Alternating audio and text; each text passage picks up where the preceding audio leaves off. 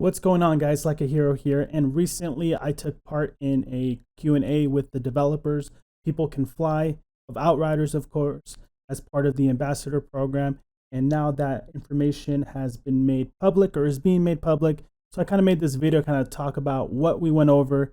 We went over a lot of questions about cheating in the game currently, the hacking that's been going on, to plans for future content, to Endgame, to solo, and everything in between.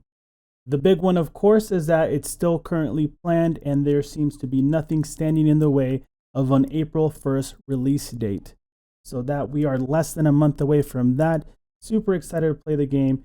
I've been playing it a lot lately over on my channel on Twitch TV/LikeAHero. As always, make sure to like and subscribe to this channel for future content.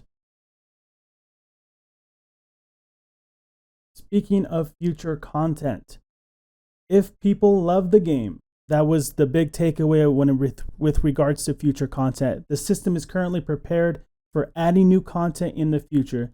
The game has been made with that in mind. Seasonal events are something that the developers have thought about, that they would like to do again and add. But again, it's that wait and see approach on how much the people love the game. And what I take from this is if it sells well, guys, there's going to be DLC. There's going to be more content.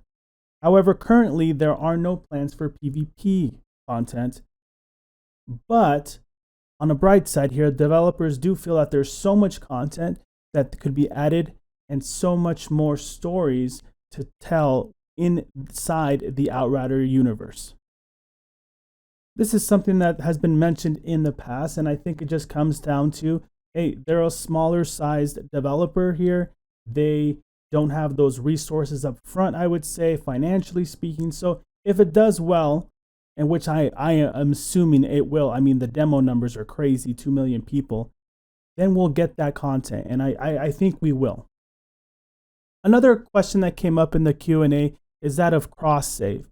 So there is cross-save in the game. And to clarify, this cross-save is going to be for like platforms. Meaning if you have a save on a PS4 and you go to PS5, that save will transfer over. However, cross-save is being worked on currently for different platforms. So like Xbox to PC or Xbox to PlayStation. And the developers have said that that is a little bit technical. It's more difficult, but they are working on it. But they also kind of want to let you know that it might not be there for launch.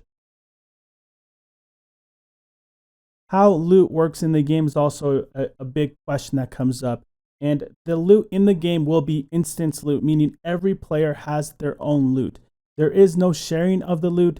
Early on in development, it was tried. However, they've decided that for balance, individual loot works best. This is because the developers believe that this method of loot encourages players to create their own builds as opposed to having someone just give them their build. Balancing and creating in the entire game is aimed for a party of 3. There is currently nothing planned for more players at the moment. Voice communication is another question that gets brought up. The developers have stated that they encourage players using Discord, Ventrilo, the console voice systems that they have, and that there will be no voice communication system built into the game at launch.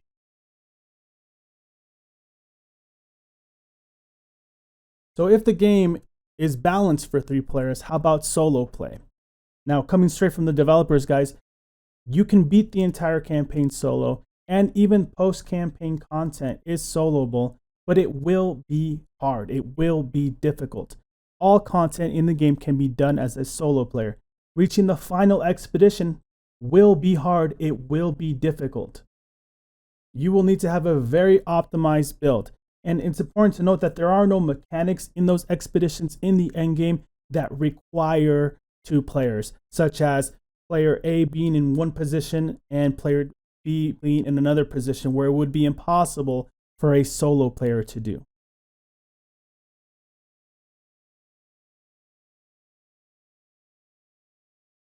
And that kind of leads us into the end game here. The end game are the expeditions. Those are 14 completely new maps. Although the regions in those new maps will be similar to the world, And that, of course, is to stick with the lore and continue the story connections from the campaign. The maps themselves are completely different and exclusive to the expedition. I'm looking at you, Destiny. Matchmaking, of course, is going to be available for the expeditions, just like it is normally through the game. Now, a lot of discussion has been had about the time-based reward system. Developers do want you to understand that that is not going to be super strict. The time-based reward system is not really strict. Finding solutions is more important to the developers, that players are looking for ways to change their builds up depending on the situation in those expeditions. Now, the expeditions will have their own mechanics, and those mechanics will be kind of introduced, some of them, to players during the campaign. But when it comes to the expedition, there will be absolutely brand new mechanics different from the rest of the game, and players will need to adapt their builds and change them in order to have success in those expeditions. When it comes to balancing in the game, developers have stated that they can do this on the fly. So developers will watch the meta and they will distribute buffs and nerfs when needed. So they are actively looking at how the game is shaping up to be once it is fully released.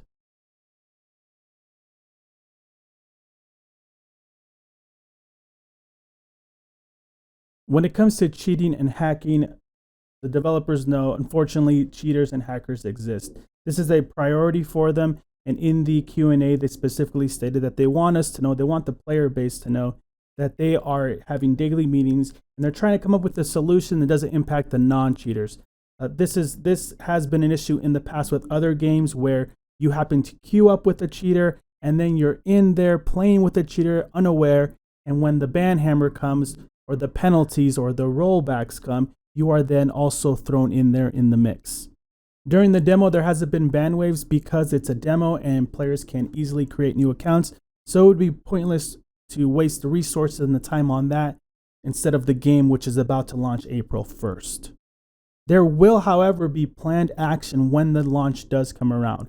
One penalty that the developers are thinking of is to not allow cheaters, hackers, to play the multiplayer portion of the game. They would be stuck in this single offline mode and therefore negating their ability to have an impact on other players. Now, since the game is not fully on a server, some of it is the client side, there will always be cheaters who are able to use programs like Cheat Engine. However, the second those players connect online, People Can Fly have stated that they can very clearly identify those who are cheating, those who have cheated, and then be able to take proper action afterwards. Overall, guys, I would have to say that I love the transparency between People Can Fly, the Outriders community. I think there is a strong connection there. I'm looking so forward into April 1st, guys, when we can all dive in and play this game. There is so much more. I will be doing another video to cover just a little bit of the minor things. I felt like these were the hot topics to make a video on. The rest, guys, as always, you can catch me streaming over on Twitch TV/LikeAHero, and you can bring your questions on there. I do have more, a couple more things that I can share on there as well. As always, if you like the video, you like the content, make sure to subscribe to the channel, turn on those notifications, guys. Hitting that like button, commenting in the section really helps out with the YouTube algorithm. And thank you guys so much, and I will see you later.